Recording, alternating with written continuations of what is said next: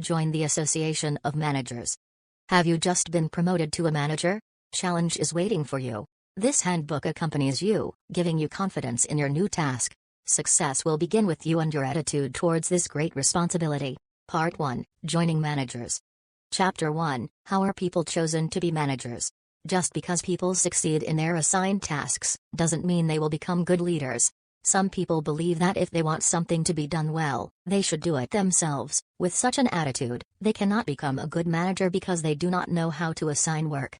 A leader is someone who guides others, who knows how to judge and make decisions that are respected by others because those are the right decisions. The more confident you are, the more quickly you will be able to decide on difficult problems. You need to be farsighted, envisioning the results of your decisions. You have to know how to put aside emotional and personality issues and rely solely on facts. The new manager is selected from a variety of sources, with a recommendation from the incumbent manager. You were chosen because people see you as a leader. Chapter 2: The First Few Months. In your first weeks as a manager, some people will envy you, expecting you to fail. Others start flirting and flattering you. Others want to check on you right away. They will compare you to your predecessors, so you have to prove yourself. But don't change the company's operating methods unnecessarily because many people will criticize your actions as arrogant, insulting. Predecessor. Do not abuse power, consider power as a reserve and only use it when absolutely necessary. Use the art of reducing words. Don't talk too much about yourself. Listen to your employees, capture their ambitions, genuinely care about them. You must treat everyone fairly. Never discuss your achievements or concerns about one employee with another. Chapter 3: Building Trust. Building trust is a very slow process. Trust is built on success. Be strong in giving employees what they can do, so that they build in them the habit of success, starting with small successes right from the small things. Never misuse an employee in front of others. You have to show them the nature of the mistake, if any, so that they don't make it again. Make mistakes as normal, not as judgmental. Praise must be cautious, moderate, especially in front of a crowd. Build trust by involving employees in the decision-making process so they don't feel forced and part of everyone's job, not your own. Don't have a perfectionist attitude because there can be no perfection. Perfectionism is often not liked by everyone. It is important to involve employees in improving the way they work in a team spirit. Chapter 4: Learn to listen. One of the secrets of successful management is the art of listening. Listening will help you know what's going on and you'll learn a lot. The more you talk, the easier it is to be bored by others. You should encourage the other person to speak, and you should use sign language. Look directly at the person who is talking, nod, smile, or put in very good sentences, and then, etc. to show you are interested in the conversation. However, when some of them linger too long in your room, because too much time is wasted with unhelpful conversations, you can use a few tricks to end the conversation. Prompt the receiver to pick up the phone. Talk even though the phone doesn't ring, like on a phone appointment, or pick up a piece of paper from the desk and look at it from time to time, like something the office mentioned. Turn your chair around as if you want to get up. It's too frank but sometimes necessary. Or make it clear, I enjoyed your story, but now I have to work and you probably will too. You have to use many skills in relation to others. But don't get too excited about being a character with a lot of people around. Chapter 5: We, them and mine. They are your superiors. We are anyone at your level. Differentiating them from us depends on how you think about the company and yourself. As a manager you should avoid using the word them but build the concept that the only existence is us. The bad habit of using the phrases, my employee, my department, my assistant, my secretary should be avoided, because it speaks to the desire to possess or monopolize, to express the ego of you, which other people feel disliked. However, during the meeting, the president said, how is the spending in your department? How is your staff? It is only for distinction, not for possessing, not synonymous with ego. Chapter 6: Change, from detail to coverage. No change means death. Often, people's mentality is against change. So you need to know what you have to do and what personality traits are required to make the changes that are sensible and pleasant. As a manager, you do not do professional work but focus on overarching activities. This change leads to the development of comprehensive knowledge and the decline of specialized knowledge. You must resist the temptation to view your old job as a hobby. However, in times of hot oil, your employees rush to work for fear of missing the plan. You have to roll up your sleeves and roll in to help them in those difficult times. Always keep a balance when approaching all management issues. Don't be so general that you forget the details that make up the big picture. Chapter 7: Looking up and looking down. Communication within the company must be good at all levels. However, if you have to prioritize, it should be in the following order: 1. Your staff, 2. Your boss, 3. Your peers. The better the employees work, the stronger your position will be. So, you must really give full attention to the needs of your employees, making you and your employees jointly accountable for the company's goals. To ensure fair and reasonable division of work, create a working environment where they feel comfortable. Your management will be more effective. Being promoted to manager, you must first be grateful to your boss. New jobs and responsibilities require a different level of loyalty than before. However, the company's purpose must be justifiable and in line with ethical standards. In today's democratic working method, blind loyalty cannot exist. If they cheat, they don't deserve your loyalty. Don't do business with them. Chapter 8, Informal Organizational Chart. Good managers are when they don't know how to do the job, but they know someone who can help them do it. It is because they know how to use informal organization charts. This informal diagram emphasizes the importance of first-level management. Depending on how this level of management works, employees draw judgments about management policies. The future of the company will be first decided by employees and management. This type of informal organization chart is never published, but most people know it to be the one that really works. As a new manager, you need to be familiar with this chart, as it will help you increase employee productivity and your own. Chapter 9, Management Style. Building a team. Autocratic managers see themselves as bosses rather than employees. They consider flexibility synonymous with weakness. They force employees to follow orders, because explaining is time-consuming and annoying. Democratic managers spend a lot of time with employees. They consult with employees, respect employees' opinions as part of the information that leads to their decisions. Autocrats instill fear in employees. On the contrary, Democrats create respect and esteem, so they always feel secure. The Democrats built a dynamic, strong, united and loyal staff to the company. Autocrats will never build good staff because dictators will rarely feel secure. Part 2, End of the Honeymoon. Chapter 10, The Art of Praise. It is sad that many people do a great job without ever being praised by their superiors. Compliments are very important to them. As a manager, you should know how to praise your employees if they deserve it. Don't wait, because compliments are worth 1,000 times more than money. Chapter 11, Change of Staff. The basic character of a person never changes completely. You can only slightly modify their behavior and make them change the way they work, but you cannot permanently change their personality. What should be done is to place the individual in an environment where his or her natural inclinations match the requirements of the job.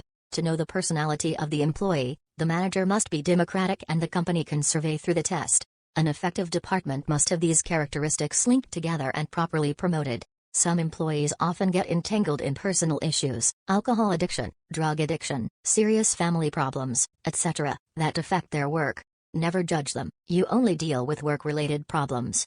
May direct them to a community employee assistance program. If they can't solve their personal problems, they will be fired. If we want to make a change in our activities, we must break down into small elements and do it gradually. People will accept them more comfortably. Chapter 12, The Middleman. The average person is someone who is not bad enough to be fired, but also not good enough to satisfy you. This is due to poor recruitment, lack of training or incompetence. A mediocre employee who is allowed to stay for many years becomes the kind of person that should be dealt with in the first year. It is possible to transfer people halfway to work in another department, doing jobs that require a little more ability, with the cooperation of other managers. The middleman is a difficult thing for the manager to accept because you are not a witch. Chapter 13, Disciplined Employees. All employees you manage should be aware of the work standards set by the company. You have to have a way of knowing how they perform against the standard. To build effective discipline, it is necessary to receive good feedback to know the work is not satisfactory as soon as possible so that it can be corrected in time. Never discipline employees in front of a crowd, never humiliate them even when firing them. Employees should understand that the problem is performance, not personal. When there is a problem, you should have a conversation with the employee, not a monologue. Make sure employees understand that the work they do is unsatisfactory. But it's important to say this. Try to avoid misunderstanding. First, you firmly refuse to accept the current situation, but give him a certain amount of time to solve the problem himself, but must show the employee how and to what extent is acceptable. As a manager, you can minimize the impact of privacy on your work, without making others a victim of your own hardships. You have to keep yourself calm at all times to be able to think more clearly and solve problems better. Chapter 14: Recruiting and Training New Employees. Candidates for recruitment usually meet the following factors: experience, professional ability, and qualifications. But the most important factor is personality. Take a look at candidate profiles before meeting them. Please don't go right into the work. Must create a sense of openness. The candidate will have a good impression on you and the company whether hired or not. You ask a lot of questions to get a sense of the candidate's personality and encourage the candidate to ask you again. Through the answers and questions of the candidate, you will have a lot of information about their personality. After selecting the right person for the job, you should set up a meeting and talk with them so that the candidate can determine the working attitude before training them. Some companies implement training by creating a detailed workbook, or by selecting a coach. The person being coached and the coach handing over the work step by step steadily. You must get feedback on the quality of their work. Must let new employees know what the company expects from them. However, don't expect perfection. Set an acceptable level of fouling. Chapter 15: Oh, my God. I can't fire anyone. The firing of an employee can hurt both sides. It is not right to fire without notice, unless the employee is cheating or engaging in violent behavior. You should not act impulsively, follow emotions. The most common case of layoffs is due to incompetent employees who do not meet company standards. Review the coaching work to adjust, or find out if there is a conflict between them and the coach. Only after it has been determined that the employee is not expected to improve is dismissal the appropriate course of action. In case the company is merged or sold, the new company will change and reorganize. Some employees will be laid off, or the company downsizes operations, cutting staff. Understand that no one feels that firing is fair. Even some people panic, miserable. Use whatever influence you may have in the company to help them, settle enough salary and prescribed regimes, create conditions for them to find other jobs. As a manager, you must be absolutely certain that the dismissal is justified. You must be extremely objective and do it in a prudent, tactful and humane manner. Part 3: Managers as Moderators and Consultants. Chapter 16: Secrets and Perceptions. The amount of information that needs to be kept secret in a business is relatively small. Everyone has a right to know what is going on that affects them. If there is something they don't know, they will conjecture, and the conjecture is wrong with reality, i.e. their reaction will be based on false assumptions. Then your management position is built on the foundation is supported by rotten wooden poles. It's easier to let them know the problem in the first place than to try to get them to get it right later on. Chapter 17: Your Relationship with Human Resources. Although people who work in HR, human resources, often think they are experts in recruiting employees, as a manager, you need to respond positively to HR's suggestions.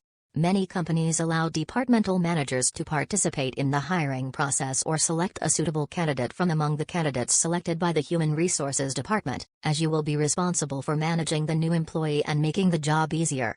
Successful. In many companies, HR is responsible for coaching and training managers. They are also responsible for developing employee support programs, both in terms of promotion and promotion. In HR is also a place for employees to come to discuss issues that they do not want to talk about with their superiors. Being valued in HR is a valuable thing, so don't be a stranger in their territory. Chapter 18: Loyalty between individuals to each other and to the organization. It is difficult to organize groups of employees to work together in the company if no one believes or is loyal to anyone. If you have an attitude of distrust, you will become a skeptic. A skeptical manager is a tragedy. You need to have great confidence not only in the organization but also in your leadership and subordinates. This means not criticizing your company in the community, not treating the people you manage badly. Disparaging comments will hit you, not the person you want to criticize. Chapter 19: Job Description, Evaluation, and Salary Agreement. The job description usually clearly states the nature of the job, the level of education, expertise, experience required to do the job well, and the scope of management and supervision responsibilities. It also specifies short-term and long-term goals, details of working relationships, and to whom to report. The employee may work with his or her supervisor to write this description for consistency and avoid conflicts later on. The management level is the person who knows the job well to evaluate it properly. In each category there is a score indicating the level of excellence to failure.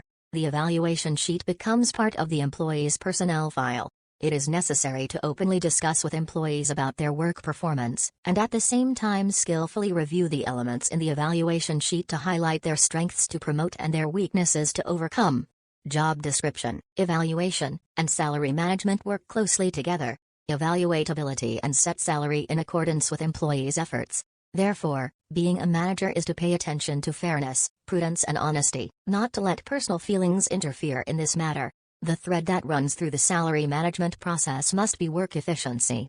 If you propose to raise employees' salaries because of seniority, large children, sick mother, financial difficulties, you are just a charity worker, shouldn't be. It is necessary to take the capacity of employees as the basis. Chapter 20. Maybe it's not a matter of money. Sometimes employees ask for a raise. In fact, the request is not always a request for money, because the money problem is solved immediately. The financial problem is still there. It is possible that a strained relationship with a coworker is the main source of the problem. The problem of people is very diverse. You should not be surprised but must know how to talk to employees to understand that issue. Chapter 21. Is there such a thing as motivation? There is only one type of motivation that has shown results: self-motivation. When you do the work you want, that motivation is the most sustainable. An important responsibility of a manager is to change employees' feelings from must do to want to do. You need to understand them, respect them as people, not machines that make products.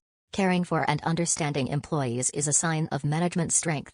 Chapter 22. The gap between generations. Conflict most often occurs between younger managers and older subordinates. The main reason is prejudice. In order to gradually erase prejudices, you must choose an approach that is easy and comfortable, should accept changes slowly, without haste. You don't have to know all the answers to all the questions asked, don't pretend to know everything. Don't make decisions right away that your task has to decide. Let me think and answer you later. Do you have any suggestions? What do you think we should do? If they suggest something good, you refer to it. If not, decide for yourself later. They will see that you are mature, have enough evidence before making a decision, not impulsive. You care about their interests. Everything you do makes a good impression. As a manager, you are a salesperson. Selling to your employees means that they are all lucky to have you. Chapter 23. Help prepare for the big milestone, retirement. This is not about your own retirement, but about the people under you. Those who can no longer be productive have to retire. People who reach a certain age must retire. In any case, they experience an unpleasant mood. In addition to your corporate responsibilities, your direct manager role is also important, because their recollections of the company are strongly influenced by the last year's impression. Although the Human Resources Department is in charge of implementing the company's retirement plans for employees, you must also master this regime to be ready to advise them, talk, discuss and listen to their concerns. Employees about their plans for the end of their lives, helping them feel better. On the other hand, you must not forget that you are faced with the problem of a shortage of personnel. The remaining employees should not be forced to take on the work of someone who is about to retire, should prepare some temporary employees to hire part-time or have to reallocate responsibilities properly. Part 4. Prepare and train yourself. Chapter 24. The role of the sense of discipline. People with a high sense of self-discipline do not procrastinate. Usually you like to do the interesting things first. But if you put off tasks you don't enjoy, the prospect of having to do this job lasts longer. People with a high sense of organization and discipline will have moderation in everything. Diplomatic skills, self-restraint, not impulsive. If you have a high sense of discipline, the more likely you are to become a democratic leader. In excitable situations, a sense of discipline must resist the temptation to speak impulsively. Practicing a sense of organization and discipline will be the foundation for you to handle difficult situations that everyone will encounter. Chapter 25. Am I doing well? If you think about success, you will seem successful, you will have more confidence, and your chances of success will be higher. To reinforce that confident attitude, it is necessary to gradually have small achievements that are the solid bricks for your larger successes. Be careful that the feeling of success turns into arrogance. You will probably make mistakes, but how you recognize and handle those mistakes is crucial to your growth. Be honest with yourself, know yourself, and try to act in harmony with your point of view. You should confess your weaknesses to yourself and find ways to overcome them. People who have a cold attitude towards subordinates while being viewed by their superiors as warm, sincere, in the long run they will fail, because they are dishonest people. When you become proficient at your job, you should find a successor, or else you will miss out on promotion opportunities. You can be a good person, you need to let your superiors know about you in the most beneficial way. Get along well with the leaders you come into contact with. You have to be subtle, your efforts are less likely to be seen as bragging. Doing good work and making the most of your benefits is one thing, but fooling someone into thinking you're good at your job is another and will cause a lot of trouble. Words must go hand in hand with deeds. Chapter 26. Organize your own time. Every morning, sitting at a table, you take out a list of things to do for the day in order of priority. Tasks that are completed cross a line, and those that have not been completed move to the next day's list. Jot down ideas that come to mind even when you wake up in the middle of the night. If you don't write down the idea, it will slip out of your memory. Every day, you need to schedule some time for yourself to think and reflect. It's so important to your inner self. Chapter 27. The Art of Writing. People who are not confident when writing are that they do not read much, do not have the pleasure of reading. They claim that watching TV saves time than reading books, which does not stimulate your interest in writing. You can improve your writing skills by using your imagination. Writing to someone, you imagine that person reading your letter or talking to you. Writing notices to employees, you imagine during the break you talk to them about what you want to write. Writing a report to the director, you imagine him as an uncle who loves you very much and begins to write. You need to use correct spelling and grammar. It's not that difficult, a book of this kind is always there for you and helps you. Chapter 28. Phone. There's no reason why you can't call or answer the phone yourself. Only when you are not at the office will an assistant or person in the office answer and record calls for you to know. Try to make sure your voice over the phone is warm, friendly, and convincing. But don't be overly sweet because it will seem fake. Practicing the habit of smiling, expressing emotions when listening, talking on the phone will help you improve your voice a lot. Chapter 29. Floating rumors. Rumors can spread quickly. You can rely on this habit to send and receive news. If you're on good terms with your employees, they'll tell you what's going on. In fact, some people even want to be the first to let you know. You can transmit messages this way. Chapter 30. A sense of humor, a reliable friend. A sense of humor is valuable during stressful and busy times. It's good to have a good reputation, but it's not good to be the clown in the office. If you've never joked in the company, start slowly, or people will wonder. There is no reason to deny yourself and be too strict in life. Chapter 31. Managing, participating, and chairing meetings. An effective meeting must be scheduled and sent to members several days in advance. New managers often give opinions on all issues. It doesn't have to be. Just say a few mature thoughts. Too quiet in the meeting should not be, but consider the meeting place as a competition with others. Managers at the same level are wrong. One way to train to be a chairperson is to watch people who are bad chairmen drag on boring meetings. If you join the council, don't be too shy. You should stay calm, don't let anyone panic. Don't let anyone down, be tactful, courteous, don't be a dictator. Respect the minority opinion before deciding to follow the majority opinion. Be fair with all opinions. You will be respected by the council. Chapter 32. Reaching the Noble Phantasm. High bar means style and elegance in a person's behavior expressed through. View people based on dignity rather than as tools of production. Do not be the center of attention. Do not offend or disparage others. There are no bad actions such as sexual harassment, profanity. Don't make excuses for your mistakes. Do not harm others or engage in behavior aimed at bringing others down. Always set a good example and keep your words in line with your deeds. You should understand, a warm and friendly smile is very valuable. Chapter 33. The role of public speaking in your profession. Although you can avoid talking to the outside public, you cannot avoid the collective of your department, of your company. In an internal meeting, at a farewell dinner, an employee in your department retires. You definitely have to express your opinion. Having a talent for public speaking, you have the conditions to convince others. There are opportunities for advancement and the opportunity to lead people. To develop this skill, you should attend speaking training courses in cultural clubs, organize clubs in the company to both learn and practice. Having the ability to communicate is a huge advantage for you. Chapter 34. Stress. New managers are often stressed, especially when faced with difficult situations. Since you're inexperienced, you feel that something can be stressful, not the event itself. To overcome, you must transform fear into enjoyment of the challenge of difficult situations. Don't panic but act impulsively. Take several deep breaths and relax. Reduce the situation to 2 or 3 major problems that can be handled. Assign qualified employees or consult experienced employees. Think of yourself as an actor playing a wise, calm, and decisive leader. By then you are no longer acting because you have become such a person. Chapter 35. All-rounder. Your career is important, but it's not your whole life. Must be a complete person. A person who only values work will develop one-sidedly and will not be a good manager. If you want to be a good manager, you must be interested in community activities. You will know about the community and your profession better. You consolidate your knowledge, make good contacts and friendships, you become widely knowledgeable, you gain credibility, and leadership plays a bigger role. What happens in the world, in society also affects your company, so you need to read more newspapers, magazines, literary books, science, to become knowledgeable and grasp at the times.